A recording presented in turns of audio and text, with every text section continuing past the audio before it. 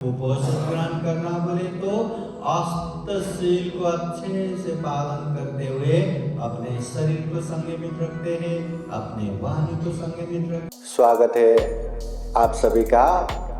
आप लोग देख रहे हैं बुद्धास टीचिंग चैनल और हम यहाँ महाकारुणिक तथागत बुद्धा और उनके शिक्षाओं के विषय में चर्चा करते हैं।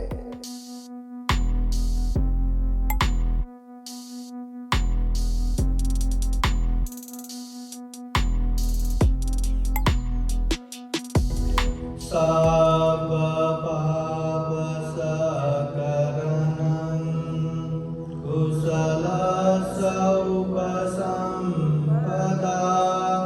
सचित बलियोदपनं ये तं बुद्धान शासनम्। महाकारुणिक तथागत बुद्धा धम्म संघ को त्रिवार वंदना। परम पूजनीय बोधिसत्व डॉक्टर बाबा साहब अम्बेडकर आज के विशेष पौर्णिमा के दिन में धम्म सागर बुद्ध विहार में उपस्थित पूजनीय भिक्षु संघ, श्रद्धा संपन्न, बुद्धि संपन्न उपासक उपासिकाएं, आज विशेषतः पौर्णिमा है।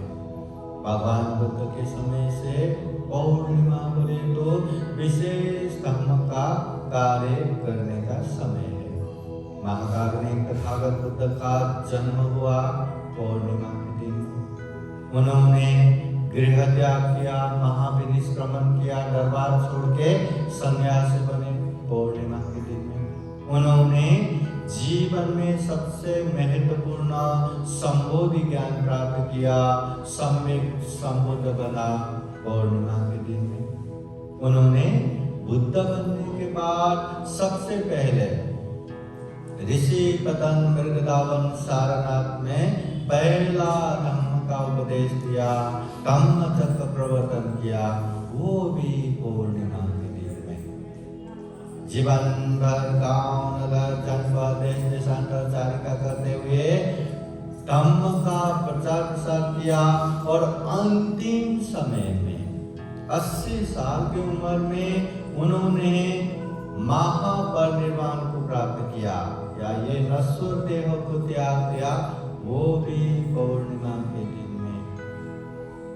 पौर्णिमा के दिन बहुत ही महत्वपूर्ण है बौद्ध जगत में, इसलिए हर उपासक उपासिकाएं पौर्णिमा के दिन विशेष रूप से उपवास ग्रहण करते हैं।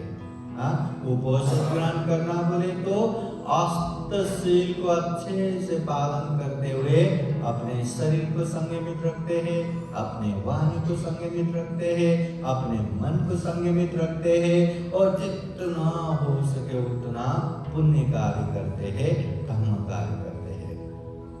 विशेषतः तथागत बुद्ध कहते हैं गृहस्थ जीवन सुख शांतमय बनाने के लिए 5 शील हमेशा पालन करना चाहिए। बुद्ध धम्म संघ के शरण में जाके ये 5 शील हमेशा पालन होते रहना चाहिए। कितना भी मौका मिले, कितना भी अवसर मिले, 5 शील को बिगाड़ना नहीं है। वो 5 शील क्या क्या है? पानातिपाता वेदमणि, प्राणी हिंसा नहीं करना, अभिन्नादान वेदमणि, चोरी नहीं करना, कामेषु मिथ्याचार वेदमणि, काम मिथ्याचार व्यभिचार नहीं करना, मूसावादा वेदमणि, असत्य झूठ नहीं बोलना, और सुरा मेरे मद्यपमादत्थाना वेदमणि, अमल नशा का सेवन नहीं करना। ये 5 शील हमेशा पालन करना चाहिए अगर गृहस्थ जीवन में सुख शांति चाहिए तो।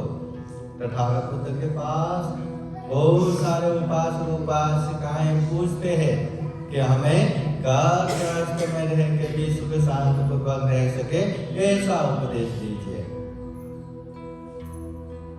संन्यास करना पड़े, घर बार छोड़ना पड़े, ऐसा उपदेश ना दे। घर गृहस्थ में रह के भी सुख शांत पूर्वक रहने का उपदेश दीजिए। तब तथागत बुद्ध ने यही 5 शील का उपदेश दिया था। जो कोई उपासक उपासिकाएं ये 5 सील अच्छे से पालन करेंगे उसके जीवन में सुख और शांति होगा। और याद रखना 5 सील भी कैसे पालन करना, हिंसा नहीं करना ये पहला, उसके बाद किसी को भी हिंसा नहीं करवाना ये दूसरी बात, और तीसरी बात भी याद रखना अगर कोई हिंसा करता है तो वाह वाह वाह बहुत अच्छा हुआ बहुत अच्छा किया करके साथ भी नहीं देना, सपोर्ट भी नहीं करना, उसको बोलना कि आप हिंसा कर रहे ये अकुशल नहीं, ये पाप है, ये बाबा साहब ने बताया है, ये भगवान बुद्ध ने बताया है, ये पाप है। बोल सकते तो बोलो, नहीं बोल सकते तो सपोर्ट मत करो, साथ मत दो। वैसा ही चोरी नहीं करना, चोरी नहीं करवाना, चोरी करने वालों का साथ नहीं देना, व्यभिचार नहीं करना, व्यभिचार नहीं करवाना, व्यभिचार करने वालों का साथ नहीं देना, झूठ नहीं बोलना, झूठ बोलने नहीं लगाना और झूठ बोलने वालों का साथ नहीं देना, दारू नहीं पीना, नशा सेवन नहीं करना, दूसरों को नशा सेवन करने नहीं लगाना और कोई करता है तो साथ नहीं देना। ये 5 सील को अच्छे से पालन करेंगे तो जीवन में सुख शांति आएगा। ये 5 सील तो हमेशा पालन करना चाहिए, हर एक पालन करना चाहिए, एक भी बिगाड़ा तो पाप हो जाएगा। और उसके बाद अष्टसील लेते हैं, उपवसतशील लेते हैं, 5 सील में और 3 ज्यादा हो गया तो 8 सील हो गया। ये 8 सील अष्टसील जितना पालन करेंगे उतना हमें पुण्य मिलता है, उतना धर्म मिलता है, और पालन नहीं किया करके पाप नहीं लगता, याद रखना। पंचशील पालन करना ही है, पालन नहीं किया तो पाप लगता है, पर अष्टसील उपवसतशील पालन किया तो पुण्य लगता है, पालन नहीं किया तो पाप नहीं लगता। खुद को ज्यादा ही संयमित करने के लिए ये अष्टसील उपवसतशील लेते हैं। अभी अष्टसील उपवसतशील 8 क्या क्या है, हिंसा नहीं करना, चोरी नहीं करना, तीसरा व्यभिचार नहीं करना को ब्रह्मचर्य पालन करना। व्यभिचार नहीं करना बोले तो क्या, अपने पति या अपने पत्नी के साथ रह सकते हैं, मगर ब्रह्मचर्य पालन करना बोले तो खुद के पति हो या पत्नी हो उनके साथ भी नहीं रहना, ब्रह्मचर्य पालन करना। तीसरा, चौथा झूठ नहीं बोलना, 5वां नशा पता सेवन नहीं करना, उसके बाद 6था विकाल भोजना, विकाल समय में जो समय ही नहीं है ऐसे समय में भोजन नहीं खाना। किसी किसी का आदत ही रहता है, छूटता ही नहीं, कंट्रोल ही नहीं होता, कभी भी खाते जाओ खाते जाओ खाते जाओ, खाते रहो खाते रहो खाते रहो, कभी भी खाते रहते हैं। तो तथागत बुद्ध कहते ऐसे बेसमय में नहीं खाना, हुआ तो 12 बजे से पहले खा के बैठो, उसके बाद मत खाओ, मतलब दिन में एक बार खाओ, उसके बाद मत खाओ। तो क्या रहता है, जितना खाते खाते खाते वो हमारे शरीर में जमा ही होता है, वो हजम नहीं होता, हम दूसरा फिर डालते, वो हजम नहीं होता फिर डालते, उससे तो शरीर बीमारी बन जाता है। इसलिए कम से कम हफ्ते में एक बार भी उपवास लेके एक ही बार खाया तो जितना भी बचा खुचा है उसको भी शरीर शुद्धिकरण कर देता है, उसको भी हजम कर देता है। उसके लिए ये बहुत जरूरी है, विकाल भोजन नहीं करना।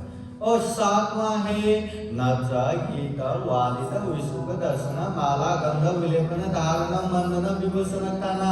जो भी कैसे भी नाच के बैठना, कैसे भी गा के बैठना, सामने वाले को देखने का पसंद ही नहीं, वैसे मस्ती मजाक करके बैठना, एकदम अत्तर पाउडर लगा के बैठना, सेंट लगा के बैठना, मेकअप करके बैठना, जितनी भी ऐसे विलासी चीज है वो चीजों से दूर रहना। जैसे लोग मेकअप करते हैं अपने आप को सौंदर्यता दिखाने के लिए, लोग गहना डालते हैं अपने आप को सौंदर्य दिखाने के लिए। उपवास के दिन में गहना नहीं पहनना, उपवास के दिन पे मेकअप नहीं करके बैठना, उपवास के दिन पे शांत साधारण जीवन जी के संयमित होकर जीना। तो इसलिए ऐसे जो भी अति चीज है उससे दूर रहना। 7वां और 8वां है उच्चासन महासेना, मतलब उच्च आसन पे नहीं बैठना, उच्च आसन पे नहीं सोना। ऐसे भी आसन रहता है, बैठते ही कितना मजा आता है, लाखों का रहता है। और सोते ऐसे नींद आ जाता है, ठंडी में गर्म होने वाला, गर्म में ठंडी होने वाला, लाखों लाख का।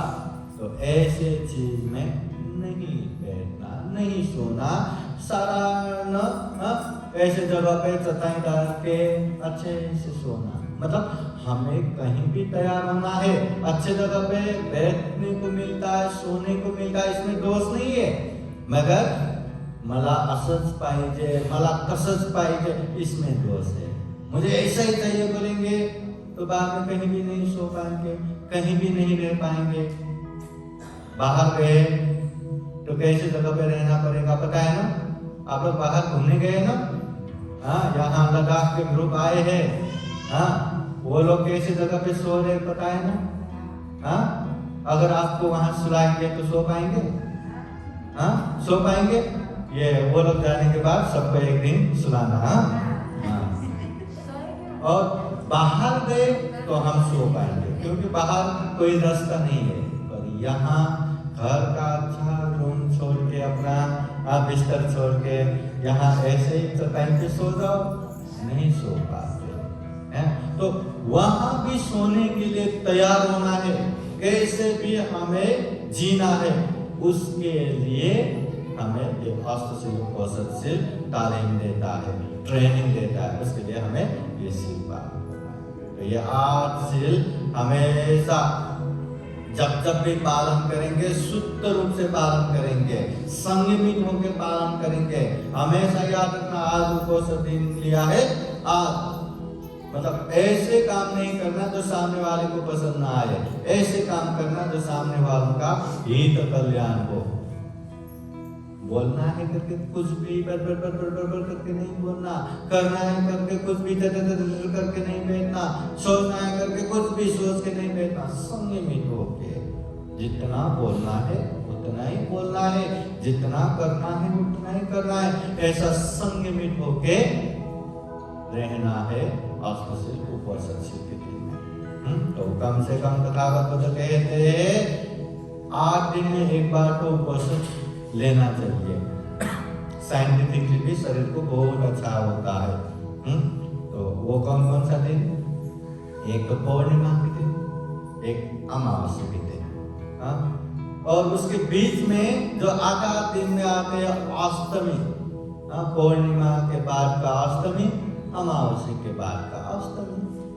तो आधा दिन में एक बार ऐसा अष्टसिल पालन करेंगे तो शरीर वाणी मन से भी संयमित होगा, शरीर के लिए भी शुद्धिकरण होगा और पुण्य में पुण्य भी हो जाएगा। इसलिए आज पूर्णिमा है, 2023 का सबसे अंतिम पूर्णिमा है। ऐसे पूर्णिमा के दिन में बिहार में आके उपोषित अष्टसिल लेने वाले सभी उपासक उपासिकाओं के लिए 3 बार साधु साधु बोलिए, साधु साधु साधु। हर कोई जीवन में ऐसे ही अष्टसिल उपोषित लेते लेते जीवन में हर कोई खूब सारा पुण्य धर्म करते करते ये दुर्लभ या अमूल्य ये सर्वश्रेष्ठ मनुष्य जीवन को सफल बना सके, सार्थक बना सके, अंत में जन्म जरा व्याधि मरण से मुक्त निर्वाण तक प्राप्त कर सके, ऐसी कामना करते हैं। और अंत में पूजनीय भिक्षु संघ आप लोगों को बुद्धवाणी पाली गाथा द्वारा आशीर्वाद देते हैं। आशीर्वाद ग्रहण करने के लिए 3 बार साधु साधु बोलिए।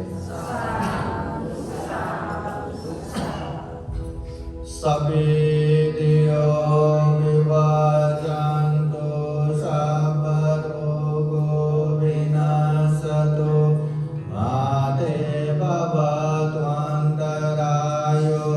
सुखी दीर्घायु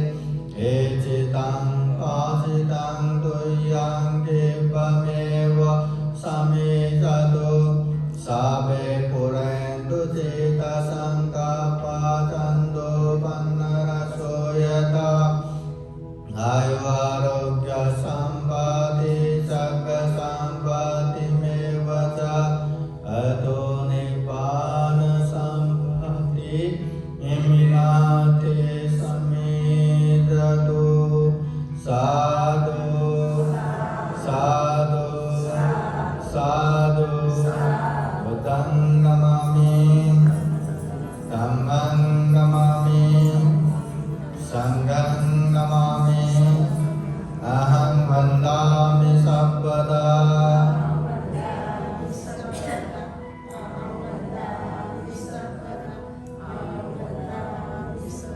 सबका मंगल हो, सबका कल्याण हो, सुखी हो, सुखी हो, सुखी हो। साधु साधु साधु।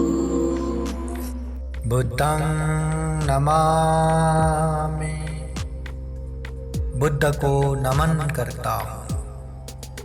धम्मं नमामि, धम्म को नमन करता हूँ।